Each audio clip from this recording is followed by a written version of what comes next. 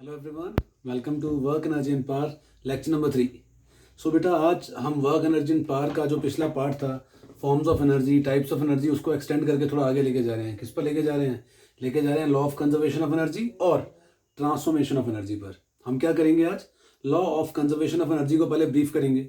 उसको ब्रीफ करने के बाद मैं आपको बताऊंगा ट्रांसफॉर्मेशन किस तरह से होता है, एंड देन हम देखते हैं इन कंटिन्यूएशन हम क्या पार्ट अभी कर पाते हैं। पहले let's begin with the first thing, that is the law of conservation of energy. And I believe ये सबसे आसान चीज़ है, और जितने भी कॉन्सेप्ट हम देखते हैं उनमें 2 या 3 चीज़ें जो बहुत बेसिक सी चीज़ें हमें लगती हैं, बहुत आसान सी चीज़ें लगती हैं, उनमें this is one of those, law of conservation of energy. इसका सिंपल सा मीनिंग सिर्फ ये है कि तुम कहीं पर भी जाओ, किसी ऑब्जेक्ट के लिए जितना एनर्जी यहाँ है उतना ही सभी जगह पर रहने वाला है। अगर स्टेटमेंट देखते हैं तो हम सब पढ़ते हैं। कैसे पढ़ते हैं? Energy can neither be created nor destroyed but can be transformed from one form to another. In totality आपका जो किसी भी सिस्टम का जो टोटल एनर्जी रहता है वो हर जगह पर कंजर्व्ड रहता है। That is what it simply means. तो किसी भी एक सिस्टम का अगर एनर्जी हम कंपेयर करते हैं अलग अलग पॉइंट्स पर, उस एनर्जी का वैल्यू अलग अलग पॉइंट्स पर क्या रहने वाला है? सेम रहने वाला है। That is the literal meaning of your law of conservation of energy. That is how it goes. मैं एक कॉन्सेप्ट के थ्रू, एक छोटे से मैथमेटिकल पार्ट के थ्रू आपको एक्सप्लेन करूंगा कि एनर्जी हर एक पॉइंट पर सेम कैसे रहती है। हर एक पॉइंट पर आपकी जो एनर्जी है वो सेम किस तरह से रहने वाली है। अगर पहले तो स्टेटमेंट ये मान लो ना, तुम लोग देख लो यहाँ पे, law of conservation of energy मतलब कंजर्व्ड है। क्या? एनर्जी कंजर्व्ड है। एनर्जी कंजर्व्ड है, समझ आ रहा है? एनर्जी कंजर्व्ड है। एनर्जी कंजर्व्ड कब है? इसके कोरस्पॉन्डिंग हम क्या बोल रहे हैं? Energy can neither be created nor destroyed.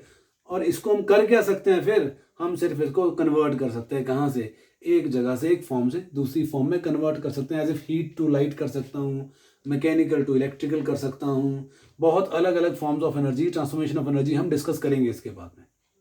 Anyway, अब पहला पार्ट डिस्कस करते हैं किसका? Law of conservation of energy. और हम प्रूव करने की कोशिश करेंगे सब जगह पर आपका टोटल एनर्जी क्या रहने वाला है? सेम रहने वाला है। अब एक छोटा सा डायग्राम यहाँ ड्रॉ करता हूं मैं।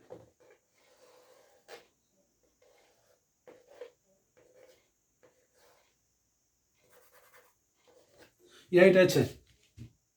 अब मैं बोलता हूं आपके पास एक ऑब्जेक्ट है, वो इस पॉइंट ए पर है। ये ऑब्जेक्ट है, this is the object which is at point A, और इस ऑब्जेक्ट का मास क्या है? Small m। अब इस हाइट से मैं इसको ड्रॉप करता हूं नीचे को, और जब मैं इसे ड्रॉप कर रहा हूं, ड्रॉप करके क्या होता है? जब किसी भी चीज को आप ड्रॉप करते हो उसके लिए जो उसका इनिशियल वेलोसिटी है उसका वैल्यू क्या होगा? 0। तो यहां आपके पास ये जो ऑब्जेक्ट है जिसका मास m है, उसके लिए इनिशियल वेलोसिटी क्या आ जाएगी? 0। अब जैसे ही आप इसको ड्रॉप करोगे नीचे जाएगा। कॉन्सेप्ट ऑफ काइनेटिक और पोटेंशियल एनर्जी का ऑब्जर्वेशन इसमें बड़ी आसानी से आप देख सकते हो। क्या देखोगे? पहले तो देखो, जब हाइट पे है, जब आपके पास ये इस हाइट पर है, हाइट क्या है? h। तो यहां पर सिर्फ उसकी कौन सी एनर्जी है? Potential energy. क्यों? क्योंकि एक पोजीशन ले रखी है उसने, हाइट ले रखी है, वहां पर काइनेटिक एनर्जी नहीं है। अब इसी प्रोसेस में हम क्या करने वाले हैं? इस एक छोटे से पार्ट को अलग अलग पार्ट, सब पार्ट में एक्सप्लेन करने वाले हैं, आपको बताने के लिए कि हर एक पॉइंट पर आपकी जो टोटल एनर्जी रहने वाली है वो सेम रहने वाली है। स्टार्ट कहां से करते हैं? पहले पॉइंट ए से करते हैं। हम कंसिडर करते हैं पहला point A, at point A. जो आपका पहला पॉइंट आ गया, कौन सा पॉइंट आ गया? ए। अब इस पॉइंट ए पर हमने मेंशन कर दिया है आपका इनिशियल वेलोसिटी क्या है? 0। तो अगर यहां पर मुझे काइनेटिक एनर्जी निकालना है तो मैं लिख दूंगा आपका your kinetic energy at point A will be equal to half m into velocity square। velocity is 0, so kinetic energy comes out to be 0। जो पहली चीज बड़ी क्लियरली दिख रही है यहां पर, समझ आ रहा है? u0, kinetic energy 0। दूसरा पार्ट आता है आपका पोटेंशियल एनर्जी का। ये हम क्या लिख रहे हैं? पोटेंशियल एनर्जी एट ए। और मैं आपको रिकॉल करवा दूं, लास्ट क्लास में, लास्ट लेक्चर में हमने क्या करा था? काइनेटिक एनर्जी करा था, पोटेंशियल एनर्जी करा था, और उसके रिगार्डिंग कुछ फॉर्मूलाज करे थे। काइनेटिक एनर्जी का formula was half M V square, and for potential energy the formula that we used to have is M G H. मतलब हाइट अगर x होगी तो mgx, हाइट अगर h होगी तो mgh, अगर हाइट आपकी y है तो mgy। डिपेंडिंग अपॉन हाइट आपके पास फॉर्मूला चेंज हो जाएगा। सो ये आपकी पोटेंशियल एनर्जी कहां पर आ गया? ए पर। तो अभी मुझको क्या दिख रहा है? इस पॉइंट ए कर इसकी कौन सी एनर्जी है? सिर्फ पोटेंशियल है, काइनेटिक है? अगर मैं देखता हूं तो यहां पर सिर्फ इसकी पोटेंशियल एनर्जी है, काइनेटिक एनर्जी यहां पर नहीं है। क्यों? क्योंकि ऑब्जेक्ट किस स्टेट में है? रेस्ट में। रेस्ट में है तो उसकी टोटल एनर्जी आपके पास क्या बन जाएगी? यहां पे your total energy at point A comes out to be potential energy at A plus kinetic energy at A, which comes out to be mgh plus 0. So your total energy at A comes out to be mgh. ये पहला part है. तो इस point A पर आपकी जो total energy आ रही है वो क्या आ रही है, mgh आ रही है. इसका मतलब क्या है, इसका सिंपल सा मीनिंग ये है कि आपकी हर पॉइंट पर जो एनर्जी आनी चाहिए उसका वैल्यू कितना आना चाहिए, mgh. mgh फॉर्मूला के हिसाब से यहां पर क्या है, पोटेंशियल एनर्जी. लेकिन अगर टोटल एनर्जी देखते हैं यहां पर वो भी कितनी है, mgh. समझ आ रहा है. तो आपके पास हर जगह पर जो आपकी एनर्जी सेम होनी चाहिए, आप चाहे यहां ले लो, यहां ले लो, यहां ले लो, कहीं भी ले लो, your total energy need to be equal to mgh. समझ आ रहा है. और इस mgh का लेना देना आपकी हाइट से कुछ नहीं होगा. mgh को अब एक वैल्यू की फॉर्म में हम कंसिडर कर रहे हैं कि अगर आपके पास यहां वैल्यू mgh है तो यहां भी क्या होनी चाहिए, mgh. यहां भी वैल्यू क्या होनी चाहिए, mgh, क्योंकि सब जगह वैल्यू क्या होगी, एनर्जी की सेम होगी, एज पर concept of law of conservation of energy. I hope समझ आ रहा है. तो हमने ए पर निकाल दिया, एनर्जी कितना आ गया, mgh. अब आता है किसी दूसरे पॉइंट पर. अब मैं बोलता हूं यहां से नीचे आते आते मान लीजिए ये इस पॉइंट पर पहुंचता है. ये आपने पॉइंट ए लिया था, टोटल हाइट h लिया था. अब ये पॉइंट आपका आ गया पॉइंट बी. इस पॉइंट बी पर आकर मान लीजिए ये ऑब्जेक्ट नीचे गिर रहा है. जब कोई चीज नीचे गिरता है वेलोसिटी इंक्रीज होगा और हाइट डिक्रीज.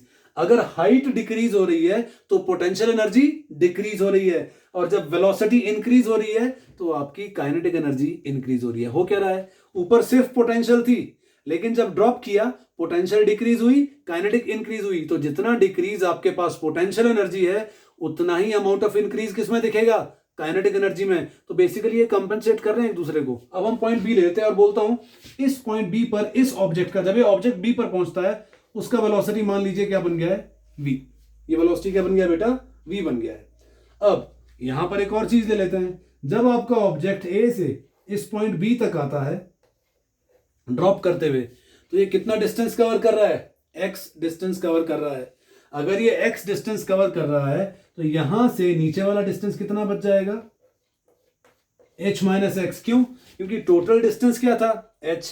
अब यहां तक का डिस्टेंस कितना कवर किया है, x. तो रिमेनिंग कितना बच जाएगा, h माइनस एक्स. आई होप समझ आ गया है. अब जैसे आपने एट पॉइंट ए किया था, अब इसको किस पॉइंट के लिए करने वाले हैं, अब पॉइंट बी के लिए. क्यों, हमको तो सिर्फ ये वेरीफाई करना कि सब जगह पर टोटल एनर्जी कितना आ रहा है, same, that is mgh. So will take the point B now.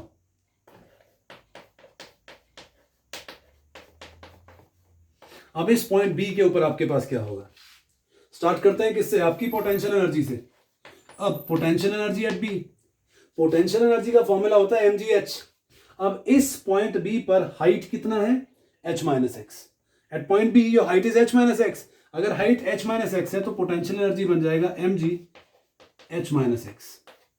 Simplify करें, it will become mgh minus mgx, and this will be your potential energy at point B, जो पहला पॉइंट मेरे पास आ गया है. अब इसी तरह से मैंने क्या एज्यूम करा है, जब ये बॉडी ए से बी पर पहुंच गया, वेलोसिटी क्या बन गया है, स्मॉल v. ये वेलोसिटी इज स्मॉल v. तो यहां पर जाकर आपका जो काइनेटिक एनर्जी बनेगा, your kinetic energy at point B will become half m v square. That will be your kinetic energy, half m v square, because हमारे पास ऑब्जेक्ट का मास m है, यहां वेलोसिटी क्या है, v. तो formula will become half m v square. What will we do, अच्छा यहां पर जो टोटल एनर्जी है इसको बोल देते हैं इक्वेशन नंबर 1. यहां जो पोटेंशियल एनर्जी है इसे बोल देते हैं इक्वेशन नंबर 2, और यहां जो आपका काइनेटिक एनर्जी है इसे बोल देते हैं इक्वेशन नंबर 3. राइट. अब एट पॉइंट बी हम इस पार्ट को सिंप्लीफाई कर रहे हैं. जब इस पार्ट को सिंप्लीफाई कर रहे हैं, यहां पर कुछ चीजें और देखेंगे, कुछ चीजें और ऑब्जर्व करेंगे. यहां पर हम क्या ऑब्जर्व करेंगे, there is one equation, equation of motion पढ़ी है आपने, कौन कौन सी है, v equal to U plus A T. Second one v square minus U square equal to 2as, s equal to U T plus half A T square. अलग अलग equation आपने पढ़ रखी है. तो उन तीनों में से एक इक्वेशन हम यहां यूज करने वाले हैं, कौन सा, तो will write as v square minus U square is equal to 2as. पढ़ रखा है हमने, v square minus U square क्या होता है, 2as. तो जब ये बॉडी a से b पर आता है, u क्या होता है, इनिशियल वेलोसिटी, और इनिशियल वेलोसिटी क्या था, 0. तो यहां लिख देते हैं u इज इक्वल टू 0. अब यहां पहुंचकर वेलोसिटी क्या बन गया, v. तो इस v का वैल्यू क्या बन गया है, v. अब इसके बाद आपके पास आ गया डिस्टेंस, बिकॉज हम क्या बोलते हैं, v square minus U square is equal to 2as. अब द पॉइंट इज a से लेकर b तक का डिस्टेंस कितना कवर करा है, x. तो आपका ये जो डिस्टेंस है उसका वैल्यू क्या आ जाएगा यहां पर, एक्स आ जाएगा बेटा। तो हमें क्या क्या चीजें दिख गई हैं, यू आ गया है 0, स्मॉल वी आ गया वी, और डिस्टेंस कवर्ड कितना आ गया है, एक्स आ गया है। अब यहां पर बच गया है सिर्फ ए। जब भी कोई चीज नीचे गिरती है under the effect of gravity, तो your acceleration that is a, it always comes out to be g. तो आपके एक्सेलरेशन ड्यू टू ग्रेविटी का वैल्यू क्या बन जाता है बेटा, जी बन जाता है। अब ये जो भी वैल्यूज हैं हम इसमें इंसर्ट करने वाले हैं। जैसे इसमें इंसर्ट करेंगे this will become V square minus U square means 0। तो चाहे लिखो चाहे ना लिखो कोई जरूरत नहीं है, we can keep it as V square is equal to, क्यों, क्योंकि यू स्क्वायर मीन्स 0 का स्क्वायर, 0 का स्क्वायर 0, तो लिखने की जरूरत नहीं है। And it will be equal to 2gx 2as, 2 तो एज इट इज आएगा, a का वैल्यू क्या आ जाएगा g, s का वैल्यू क्या आ जाएगा x, तो v स्क्वायर का वैल्यू क्या आ गया 2gx। अब मेरे पास v square comes out to be 2gx। अगर v स्क्वायर 2gx आ गया है, अब इसको क्या करूंगा, यहां डाल दूंगा। काइनेटिक एनर्जी b पे कितना है, हाफ एम वी स्क्वायर। अब क्या इस v स्क्वायर की जगह मैं इस v स्क्वायर को लिख सकता हूं, एब्सोल्युटली लिख सकते हैं। तो मैं क्या करूंगा, इसको यहां इंसर्ट कर दूंगा, इस इक्वेशन को यहां इंसर्ट कर दूंगा। तो आपका जो इक्वेशन नंबर 3 है ये सिंप्लीफाई होकर ये बन जाएगा। ये इक्वेशन क्या बन जाएगा, this will become kinetic energy at B comes out to be half M V square is 2gx। अब 2 से 2 कैंसिल हो गया है, तो आपकी जो काइनेटिक एनर्जी आ जाएगी बेटा इस पॉइंट बी पर, which comes out to be mgx, और इसको मार्क कर लेंगे हम इक्वेशन नंबर 4। तो ये आपकी फोर्थ इक्वेशन आ जाएगी। अब ध्यान से देखो, kinetic energy at B was half M V square, V square was 2gx, insert कर दिया है, 2 से 2 कैंसिल हो गया, बच क्या गया है mgx। अब फाइनली आप निकालते क्या हो, आप निकालते हो टोटल एनर्जी। जैसे ए के लिए टोटल एनर्जी क्या आ गया था, mgh। अब हमें बी के लिए चेक करना है कि टोटल एनर्जी कितना आता है, तो लेट्स वेरीफाई, क्रॉस चेक करते हैं कितना आता है बेटा।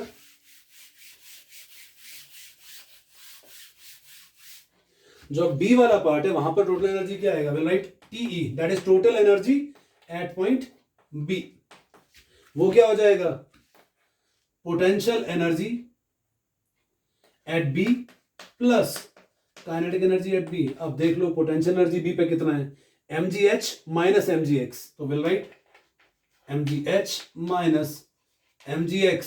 अब काइनेटिक एनर्जी एट बी कितना आ गया है, mgx, तो लिख दो यहां पर प्लस mgx कैंसिल, तो your total energy at B again comes out to be mgh। तो आपके पास क्या आ गया है, वो mgh आ गया। अब रिकॉल करो, आप लोगों ने पहले ए पर निकाला था तो भी क्या आया था mgh, अब बी पर निकाला तो भी टोटल एनर्जी कितना आ रहा है mgh।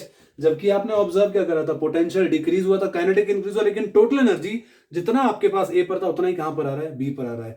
It gives you the idea कि हर एक पॉइंट पर आपका जो एनर्जी रहता है सिस्टम का, वो क्या रहता है, हमेशा सेम रहता है। And if you want to verify we can verify at this point also, इस पॉइंट के लिए भी वेरीफाई कर सकते हैं। एज्यूम कर लो, मान लो आपका ये पॉइंट कोई पॉइंट सी पॉइंट आ गया, जैसे यहां वेलोसिटी वी था, मान लो यहां पर आपका वेलोसिटी बन गया कैपिटल वी।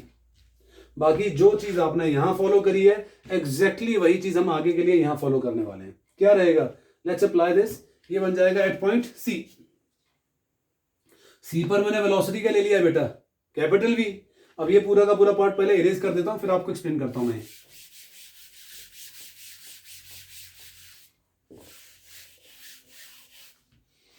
यहां से what will we observe, will have potential energy at C. अब सी का है बॉटम में, हाइट क्या है 0, mg 0, तो आपका पोटेंशियल एनर्जी क्या बन जाएगा, mg into 0, क्योंकि हाइट 0 है, तो at the bottom of it will be having its potential energy 0। पहली चीज जो हमको पता लग गई है। ऑब्जेक्ट का मास क्या एज्यूम करा है, m। अब इसका वेलोसिटी का ले लिया है कैपिटल V। अगर वेलोसिटी कैपिटल V है तो यहां बड़ा आसान हो जाएगा, आपका काइनेटिक एनर्जी C पर जाकर क्या बन जाएगा, हाफ एम वी स्क्वायर। ये आपकी काइनेटिक एनर्जी कहां पर आ गई है, सी पर आ गई है। करना क्या है, वही चीज जो पिछले पार्ट में करी थी, एलेबोरेट कर दो। हम करते हैं V square minus U square equal to 2as। अब यहां वेलोसिटी क्या है, कैपिटल वी, तो स्मॉल वी जो यहां फॉर्मूला में है, it will be equal to capital V. Small V will be equal to capital V. अब इनिशियल वेलोसिटी क्या थी ऊपर, 0, तो यहां यू का वैल्यू क्या आ गया है, 0। अब क्योंकि फ्री फॉल हो रहा है, नीचे गिर रहा है, तो ए का वैल्यू प्लस जी, तो will write a is equal to g. अब आ गया डिस्टेंस एस, ए से लेकर सी तक का डिस्टेंस क्या है, एच, तो लिख दो यहां पर S comes out to be H. सारी वैल्यूज आ गई हैं हमारे पास, अप्लाई कर दो। ये क्या बन जाएगा, स्मॉल वी की जगह आ जाएगा capital V, V square minus U square, U क्या है 0, तो ये लिखने की जरूरत नहीं है। V square will be equal to 2, A की जगह आ जाएगा जी, एस की जगह आ जाएगा एच। अब वही चीज जो पिछली बार करी थी, half M V square, V square क्या है 2gh, अप्लाई कर दो तो काइनेटिक एनर्जी क्या बन जाएगा, it will become half m into 2gh, 2 will be cancelling this 2 and this comes out to be mgh। अब इसका एंड, इस पूरे कॉन्सेप्ट का एंड वो आपके पास क्या बन के आता है, वो बेसिकली अपीयर होगा इस फॉर्म में। अगर मुझको आपकी टोटल एनर्जी इस पॉइंट सी पर निकालनी है, that will be potential energy at C plus kinetic energy at C. अब पोटेंशियल एनर्जी सी पर क्या है 0 और काइनेटिक एनर्जी क्या है mgh, तो your total energy at this point comes out to be mgh। तो हमने क्या ऑब्जर्व करा है, हमने प्रूव करा है किसको, आपके law of conservation of energy को। इसके थ्रू क्या होगा, जितना एनर्जी इसका यहाँ पर है उतना ही एनर्जी यहाँ पर रहने वाला, उतना एनर्जी यहाँ रहने, सब जगह इसका एनर्जी का रहने वाला है, सेम रहने वाला, उसमें कोई चेंज ऑब्जर्व नहीं होगा। समझ आ रहा है बेटा? तो आपने क्या ऑब्जर्व करा, सब पॉइंट पे एनर्जी सेम था, लेकिन इसी कॉन्सेप्ट में आपने एक और चीज ऑब्जर्व करी है। क्या? इस हाइट पर कौन सा एनर्जी होता है, सिर्फ पोटेंशियल एनर्जी। तो वो पोटेंशियल एनर्जी किस में कन्वर्ट हो गया, जब ये अर्थ पर पहुंचा यहां पोटेंशियल एनर्जी क्या बन गया है 0, तो वो किस में कन्वर्ट हो गया, काइनेटिक एनर्जी। अब कोई भी चीज जब अर्थ को टच करती है वो साउंड भी प्रोड्यूस करती है नहीं, तो आपके पास potential energy was converted into kinetic energy, sound energy and heat energy. अब हीट एनर्जी कैसे आएगा, कोई चीज गिरती है कहीं पर, उस एक ऑब्जेक्ट के नीचे एक डिप्रेशन क्रिएट हो जाता है नीचे को, वो जो डिप्रेशन क्रिएट होता है, अगर उस डिप्रेशन को आप टच करो उसका टेम्परेचर उसकी सराउंडिंग के टेम्परेचर से ज्यादा होता है, तो वो किसकी फॉर्म में आता है, हीट की फॉर्म में। तो याद रखना है, कोई ऑब्जेक्ट ऊपर से नीचे गिरा, क्या कन्वर्ट हुआ, पोटेंशियल, किस में, काइनेटिक, साउंड और हीट एनर्जी की फॉर्म में ट्रांसफॉर्मेशन आप ऑब्जर्व करते हो, किसका बेटा, free fall of an object के corresponding. So this was first example of your transformation of energy. अब अगर ट्रांसफॉर्मेशन ऑफ एनर्जी की बात करते हैं तो कुछ और एग्जांपल हो सकते हैं, जैसे इलेक्ट्रिक मोटर हो सकता है, फैन होता है, पंखा होता है यार आपके पास, तुम क्या करते हो, ऑन कर दिया, किसको, स्विच को ऑन कर दिया, स्विच ऑन करा है, फैन घूमना शुरू हो जाएगा। क्या हुआ, तुमने सप्लाई क्या करा, इलेक्ट्रिसिटी, वो किस में कन्वर्ट हुआ, अगर फैन घूमना शुरू हो जाएगा तो किस में कन्वर्ट हो गया, काइनेटिक में। तो electrical energy get converted into your kinetic energy, किस में, इलेक्ट्रिक मोटर में। फोन आपके फैन में मैकेनिज्म वही अप्लाई होता है आपके पास। Then we can have an example of electric generator, generator का एग्जांपल हो सकता है। जनरेटर में आपके पास क्या करते हैं, हम मैकेनिकल एनर्जी देते हैं, चाहे हैंडल से दूं, हाथ से दूं या कोई फ्यूल प्रोवाइड करूं, तो एनर्जी कौन सी दे रहा हूं, मैकेनिकल एनर्जी। अब वो मैकेनिकल एनर्जी ट्रांसफॉर्म किस में हो रही है, इलेक्ट्रिकल एनर्जी में। So that can be one more application, one more example of your transformation of energy. समझ आ रहा है आपको ये? Then we can have example of electric ion.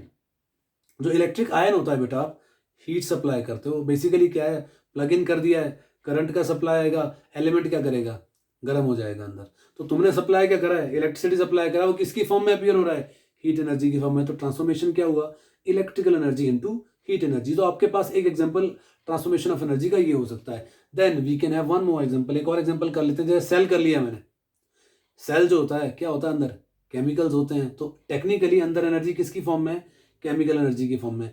अब वो जब कन्वर्ट होएगी, जब सर्किट में कनेक्ट करूंगा उसको, तो वो किस में कन्वर्ट हो जाएगा, इलेक्ट्रिसिटी में। तो एक सेल आपके पास किस ट्रांसफॉर्मेशन ऑफ एनर्जी को ऑब्जर्व करता है, your chemical energy into electrical energy. So this can be one example of your transformation of energy in case of a cell. तो ये कुछ एग्जांपल आपके पास ट्रांसफॉर्मेशन ऑफ एनर्जी के थे। अब आज इसके बाद जब once we are done with your law of conservation of energy, transformation of energy, we are going to discuss the term power. Electric power नहीं, सिंपल पावर पढ़ने वाले हैं हम। इलेक्ट्रिक पावर हम कब पढ़ते हैं, 10th में जाके पढ़ते हैं। अभी हम सिंपल पावर की बात करने वाले हैं।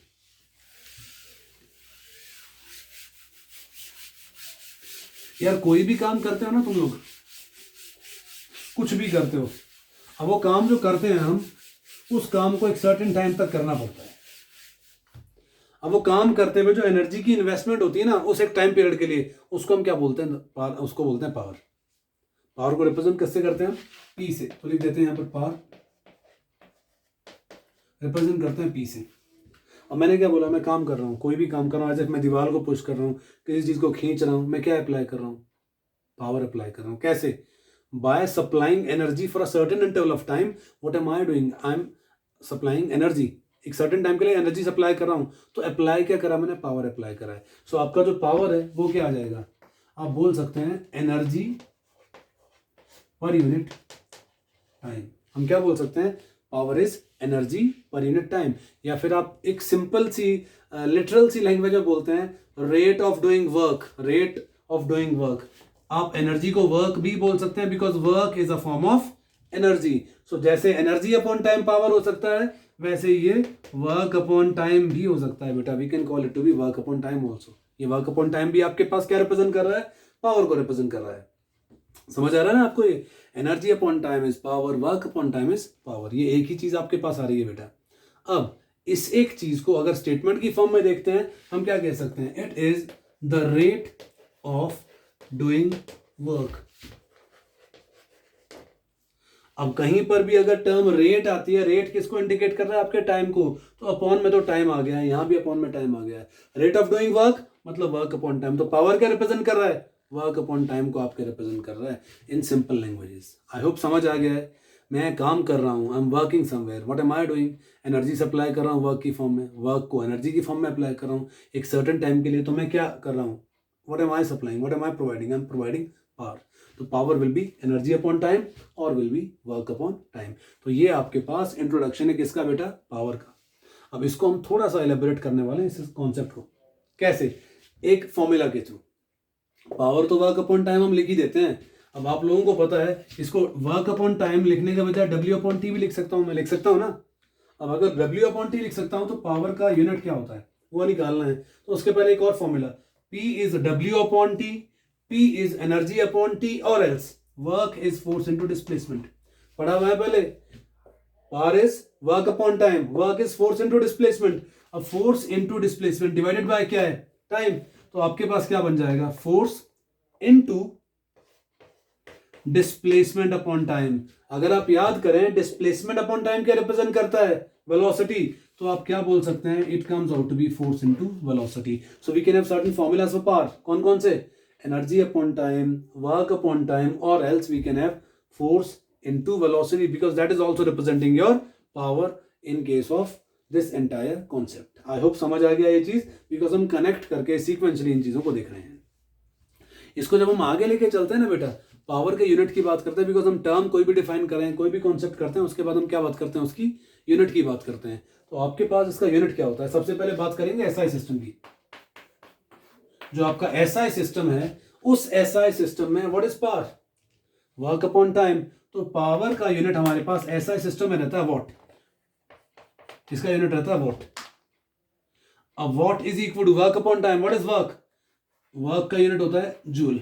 Work basically is force into displacement, no. So अगर यूनिट की फॉर्म में देखते हैं, unit of work is joule.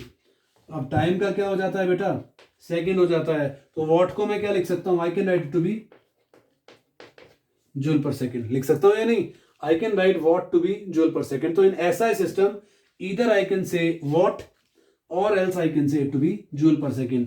और एक फॉर्मूला बन सकता है, कैसे, पावर का फॉर्मूला फोर्स इनटू वेलोसिटी भी होता है ना। तो फोर्स का यूनिट क्या होता है, फोर्स का हो गया न्यूटन, वेलोसिटी का मीटर पर सेकंड। तो मैं ये भी एक फॉर्मूला यूज कर सकता हूं किसके लिए, पावर के लिए। तो अगर कोई बोलता है power of 5 newton per metre second is used, what is the meaning of this, इसका मतलब है 5 वॉट का पावर यूज करा है हम लोगों ने, 5 जूल पर सेकंड का पावर यूज करा है। समझ आ रहा है, joule is equal to newton metre, joule is equal to newton metre. क्यों, जूल क्या है, वर्क, न्यूटन मीटर क्या है, फोर्स इनटू डिस्प्लेसमेंट। तो आप लिख सकते हो इसको वॉट जूल पर सेकंड या फिर न्यूटन मीटर पर सेकंड। ये किसमें आ गया है, एसआई सिस्टम में। अब अगर इसको आगे लेके चलोगे तुम सीजीएस सिस्टम है, सीजीएस सिस्टम में तुम्हारे पास क्या बनेगा, ये सीजीएस सिस्टम में जैसे आपके पास एसआई के लिए एक टर्म वॉट होता है, इस तरह का कोई भी फिक्स टर्म हम सीजीएस सिस्टम में इसके लिए यूज नहीं करते। तो यहां मेरे पास क्या आ जाएगा, वर्क अपॉन टाइम। अब वर्क अपॉन टाइम, वर्क का यूनिट सीजीएस में क्या होता है, अर्ग, टाइम का सेकंड। तो ये क्या बन जाएगा, अर्ग पर सेकंड, अर्ग अपॉन सेकंड विल बिकम अर्ग पर सेकंड, जो सिंपली आपके पास टर्म आ जाएगा। अगर इसको मैं फोर्स इनटू वेलोसिटी की फॉर्म में देखता हूं, तो फोर्स के लिए यूनिट आपके पास क्या आ सकता है, डाइन।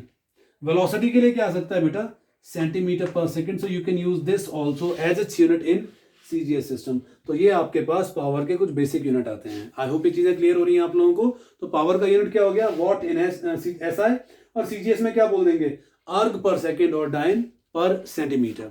अब जैसे आप पावर की बात करते हैं तो पावर के लिए कुछ बड़े यूनिट होते हैं बेटा, कुछ बड़े यूनिट होते हैं हमारे पास,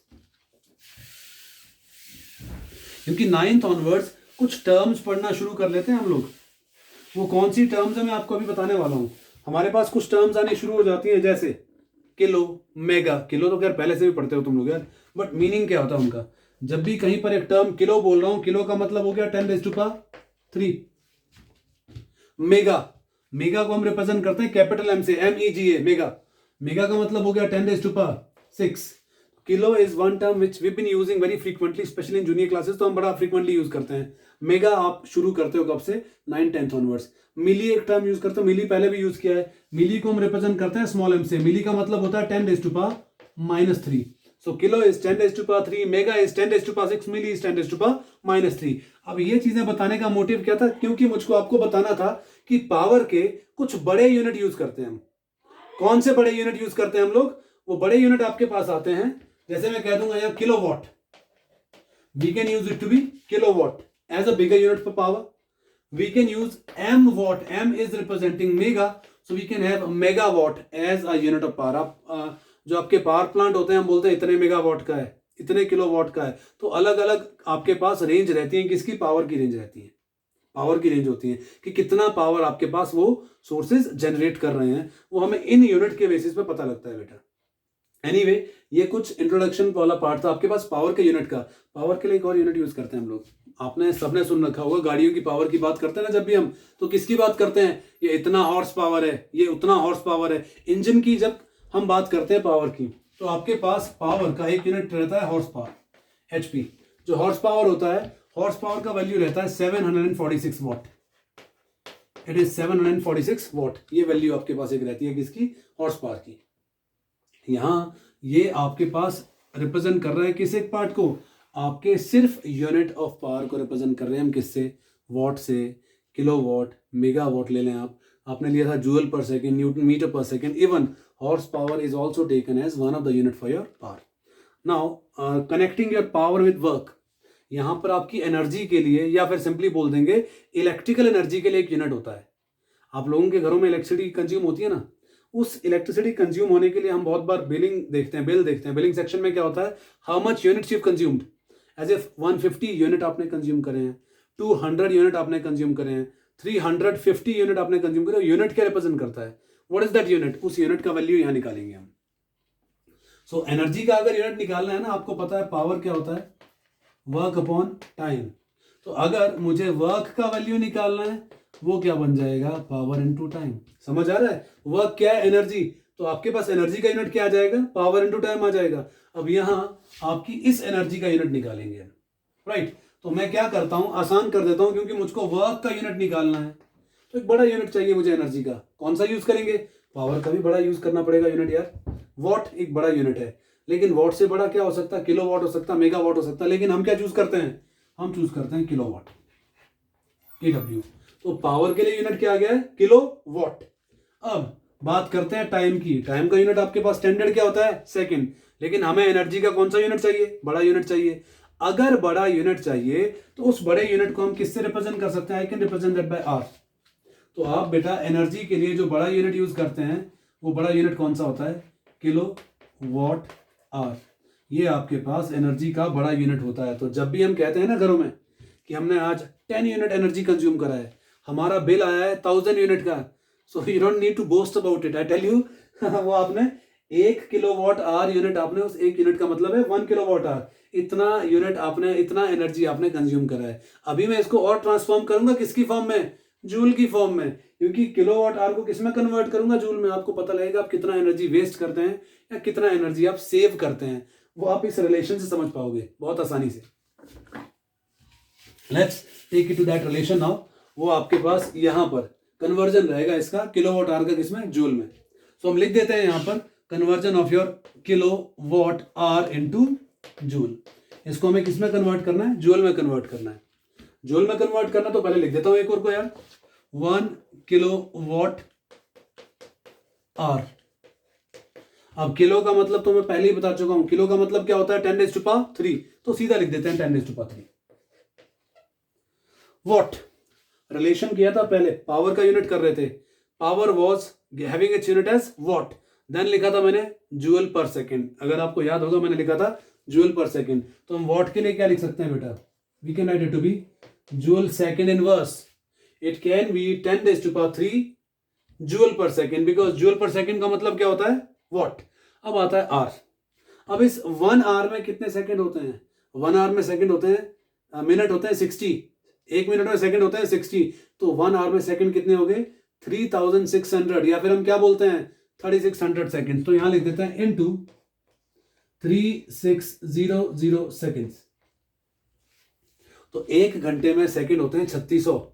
अब कंपेयर करके देख लो, 10⁻³ joule per second into 3600 second. The point is यहां सेकंड का पावर क्या है -1, यहां सेकंड का पावर क्या है +1, तो इनवर्स से आपका ये +1 क्या हो जाता है, कैंसिल। याद करो basis are common, powers are added, तो 1 - 1 0, और एनीथिंग रेज टू पावर 0 मतलब 1, 1 raise to power 0 1, 2 raise to power 0 1, किसी भी कांस्टेंट की पावर अगर 0 हो जाएगी उसकी वैल्यू क्या बन जाती है, 1 बन जाती है। तो आपके पास ये रिलेशन क्या बन जाएगा, this will become 3600 into 10⁻³ joule, तो कन्वर्ट जूल में तो हो गया है लेकिन स्टैंडर्ड वैल्यू में नहीं आया है, तो स्टैंडर्ड में कन्वर्ट करते हैं इसको।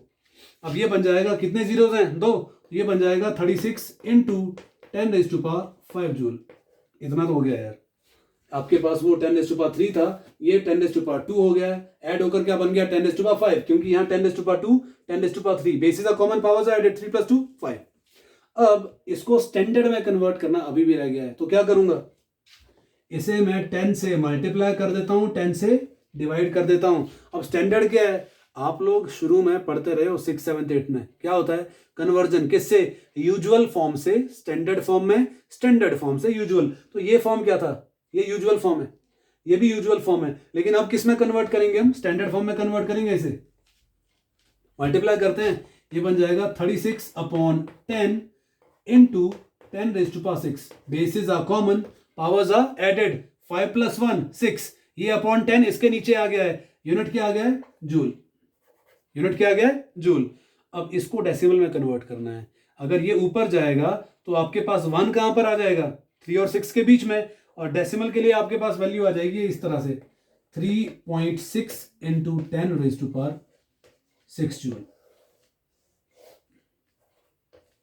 3.6 इंटू 10⁻6 जूल। तो आप अब ध्यान से देखो कि 1 किलोवाट आवर जो होता है बेटा, उसका वैल्यू कितना होता है 3.6 इंटू 10⁻6 जूल। तो अगर आप एनर्जी बचा रहे हो, 1 यूनिट में आपने इतना एनर्जी बचाया होगा। अगर आप वेस्ट कर रहे हो, क्योंकि आप बहुत सारे वेस्ट भी करते होंगे, तो आप सोचो 1 यूनिट में कितना कितना एनर्जी आप वेस्ट कर रहे हो, और ये एनर्जी शायद कोई दूसरा यूज करे तो उसको फायदा होता, लेकिन हम लोगों ने तो वेस्ट कर दिया है।